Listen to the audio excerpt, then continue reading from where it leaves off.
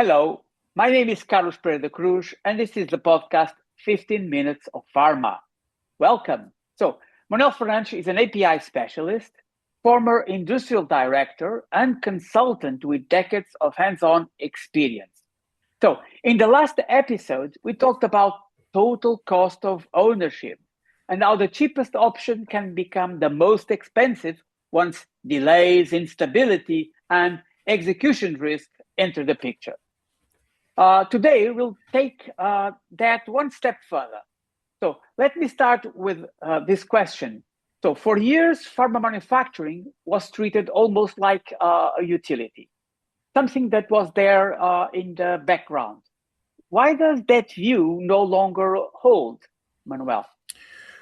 Well, Carlos, that's a great start for our episode number 6, and it's always a pleasure to be here with you. So I would say that it is because manufacturing capacity is no longer behaving like a commodity.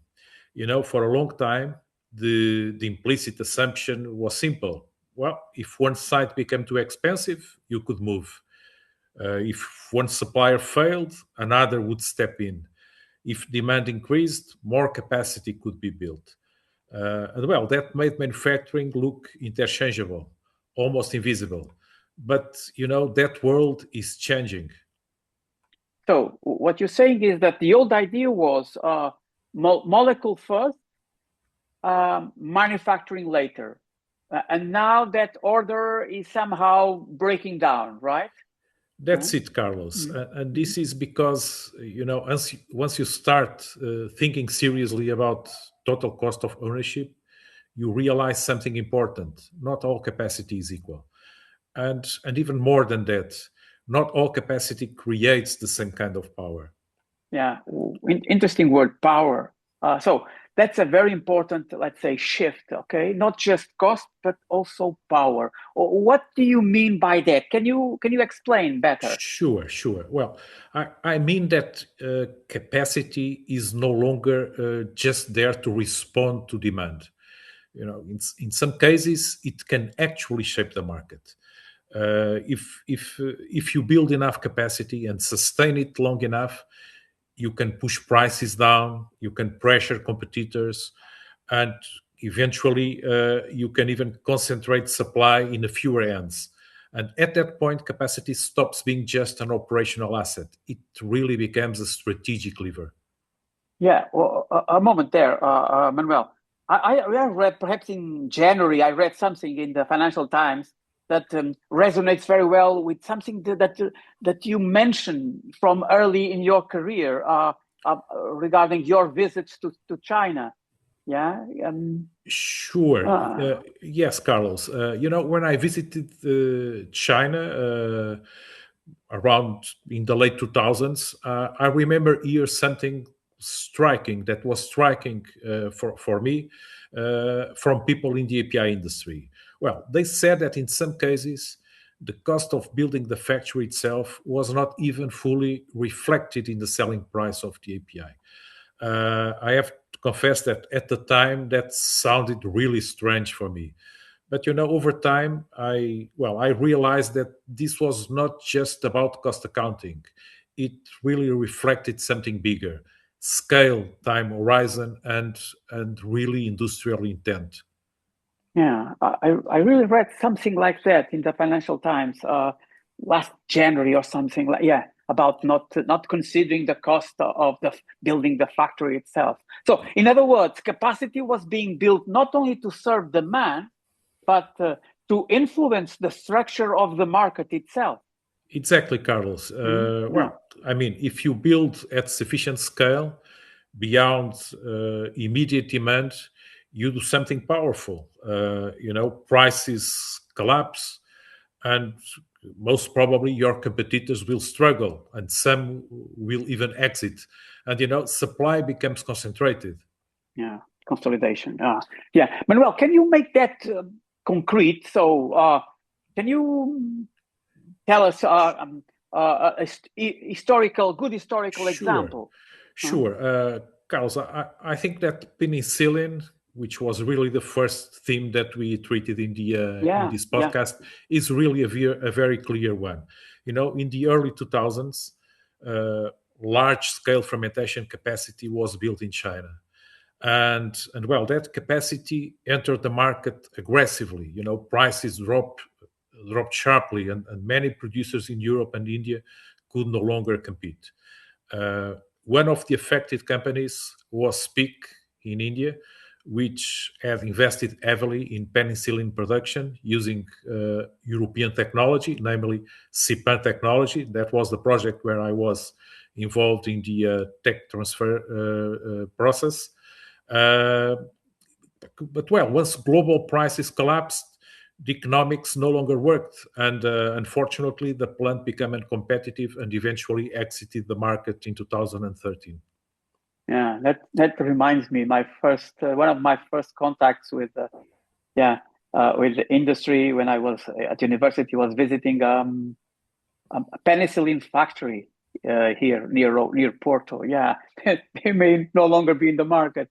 So this was not just ordinary price competition. So it was capacity reshaping, changing the landscape, reshaping the industry. Indeed, it was, Carlos, and I mean that matters because once enough capacity is concentrated in a few hands, well, the rest of the system becomes dependent on it, and well, when the system becomes dependent, the balance of power changes.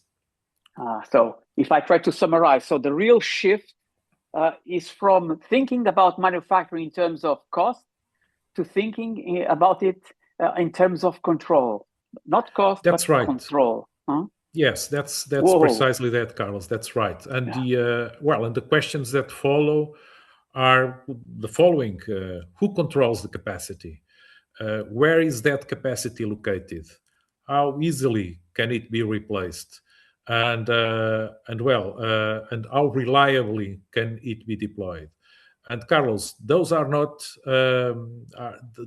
longer secondary questions. They really determine strategic position. Yeah, and context. So strategy now matters much more than before. Right, Manuel? Sure, sure. Yes, and very much, Carlos. For a long time, geography was treated mainly as a cost variable. But, well, that is changing. Regulatory and policy frameworks are starting to make geography a strategic condition. Take, for instance, things like the BIOSECURE Act that, explicitly restrict or discourage the use of suppliers from certain jurisdictions. This was recently enacted in the US by the Trump administration. So capacity may exist physically, but that does not mean it is fully usable from a strategic or regulatory standpoint.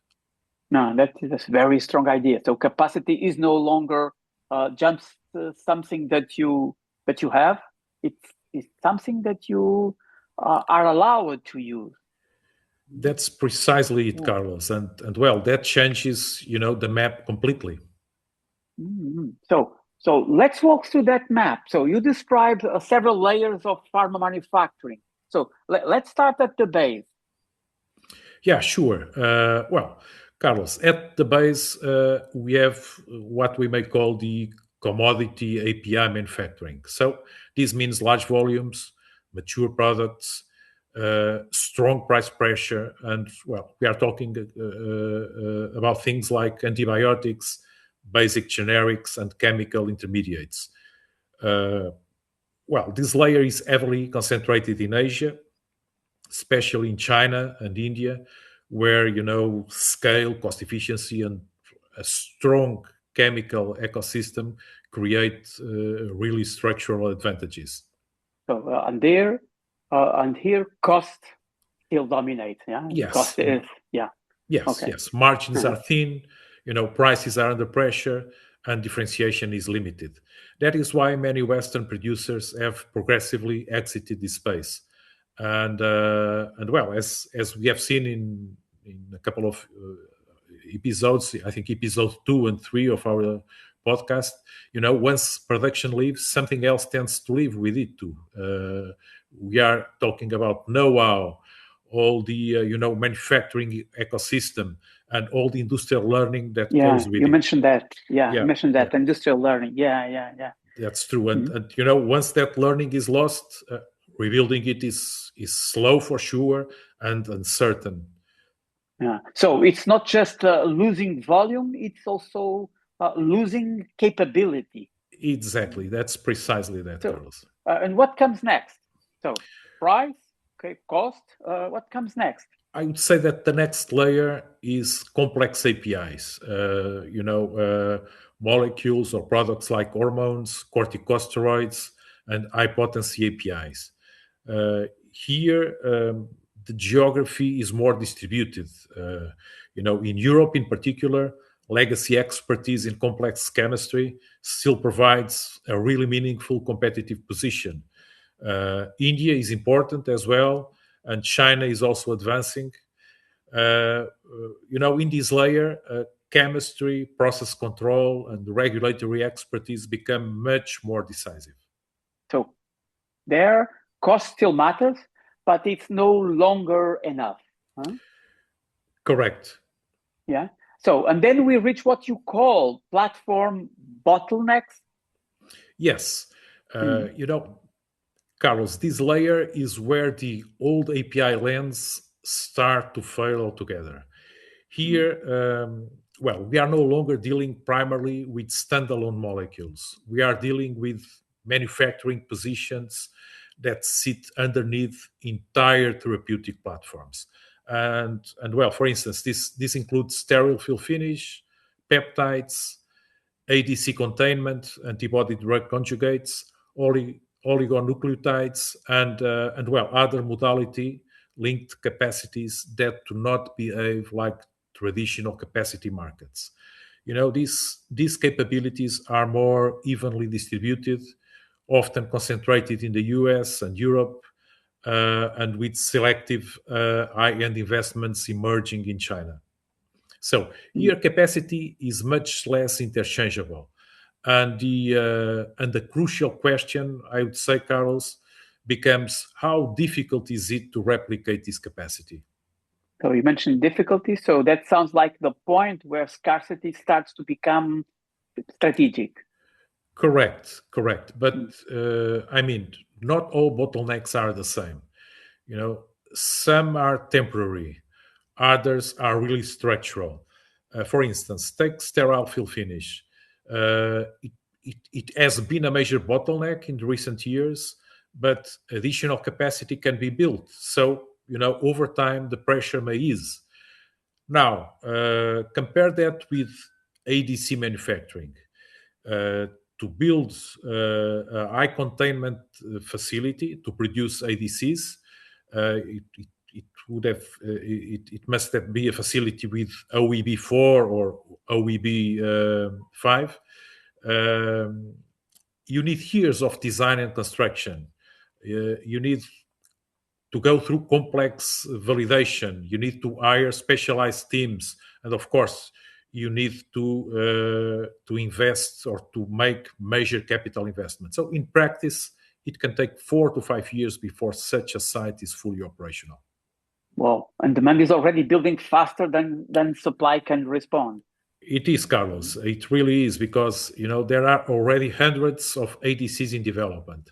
So when demand rises, supply cannot adjust quickly, and that creates a structural bottleneck. Not a shortage that disappears in months, but really a constraint that can last for years. Okay. Power comes to my mind again. Okay. And once this bottleneck is structural, okay, it becomes power. Precisely. This is where capacity becomes a source of power. Okay. So you also mentioned another layer, one that is less about profitability and more about resilience. Yes, resilience. Carlos. This is the layer of strategic supply and sovereignty. These are products that matter not because they generate the best margins, but because the system cannot afford to lose them. And we are talking about critical APIs like antibiotics, which and other essential hospital medicines. And all this relates with supply chain nodes whose strategic importance becomes visible only when they begin to fail. So this layer is still underappreciated because its economics are not always obvious in quarterly reporting. But politically and systemically, its relevance is really increasing. Yeah, it's something that I used to think when I think about food security and things like that. So it's very cheap. So we cannot have it produced here in our country. But if it, because of a war or something or disruption, so the question changes from what is cheapest to what happens if this disappears. Huh? Precisely, this is something that we have that we must have in mind, and over time, production of many of these molecules moved to lower cost regions. We saw this in episode 2 with the emergence of generics, and the production was offshore to China and India. And economically that was rational. But it also created dependence, and when dependence becomes too high, a different logic emerges, and then the question is no longer what is the lowest cost; it becomes what is the cost of not having this capacity. Yeah. So, and that is where sovereignty enters. Huh? Yes, because Carlos, for certain molecules, especially antibiotics, availability becomes a matter of system resilience, not just economics or market efficiency. And that's why in Europe we are seeing more discussion around reshoring critical APIs, securing supply chains, and even mechanisms to support local production, including in some cases, minimum price levels to keep production viable. So, shortages of critical medicines, recurring supply fragility, and the wider discussion around critical medicines policy in Europe all point in the same direction. Some manufacturing assets will increasingly be judged, not only on profitability, which is obviously important, but on resilience value. And that changes the economic logic. And once states and health systems start treating parts of pharma manufacturing as strategic infrastructure, lowest cost procurement begins to lose its monopoly over decision making. And that is not a small shift. I think it's a profound one, because it creates the possibility of policy supported economics in parts of manufacturing that markets alone would somehow underfund or abandon. Yeah. Okay. It's interesting. You mentioned infrastructure, so it's like public transport or something like that. Yeah. Yeah. So, which means that in this layer, manufacturing starts to look less like a market activity and more like, you mentioned infrastructure. Yeah. I would say that it is exactly the point, Carlos. Yeah, it reminds me that in the past here in Portugal, we had this part of some pharma production by the army, something like that, because of the time of the colonial war, something like that. Yeah, so, maybe in the military laboratories, some production that was specially allocated there to to compensate for disruption in the supply chain in the family of products. So, and then we arrive at what may be the most important layer of all. So, time-dominant manufacturing. What does that mean, Manuel? Yeah, Carlos, let me see if I can explain it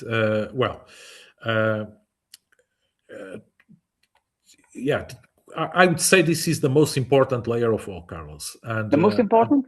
I would say so. And also the hardest to see. Time-dominant manufacturing is not defined by geography or modality.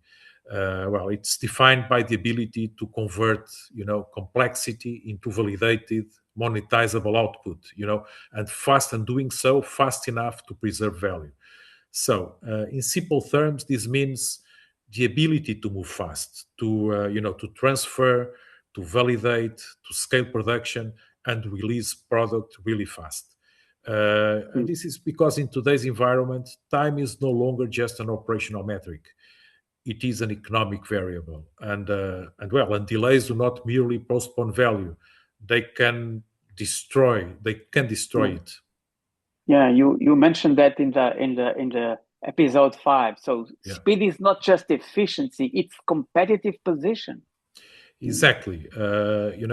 Because the wrong site in the wrong geography, on the wrong transfer timeline, and with the wrong execution reliability can erase far more value than any nominal cost saving ever creates.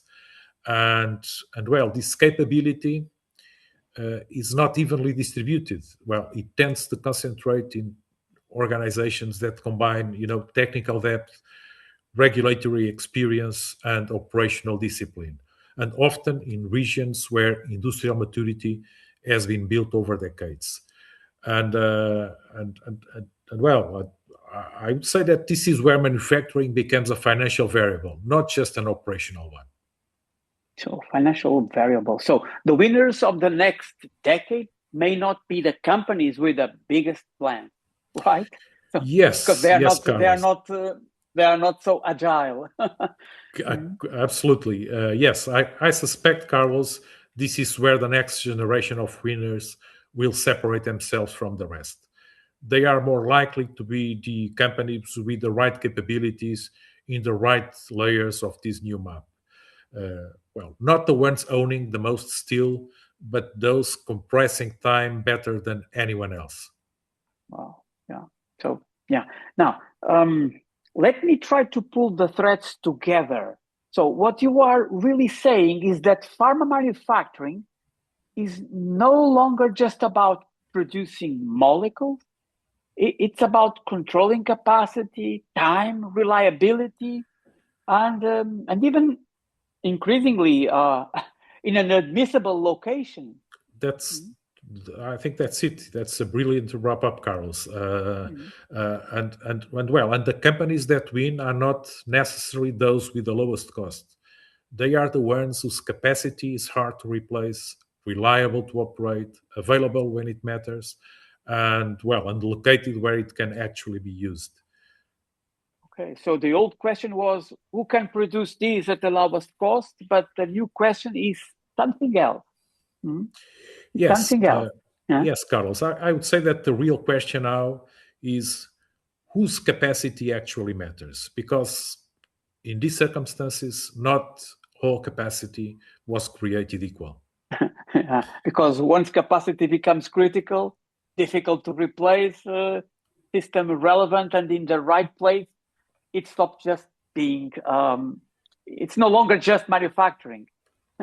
Absolutely. And Carlos, if all of this sounds like a different language for thinking about pharma manufacturing, that's because it is. The industry is no longer organized around nominal capacity. It is being reorganized around scarcity. And power now accumulates where capacity is difficult to replace, usable in the right geography, deployable in the right timeline, and trusted by the system. That is the new reality, because in the end, when capacity meets scarcity, it becomes power. Wow. Yeah.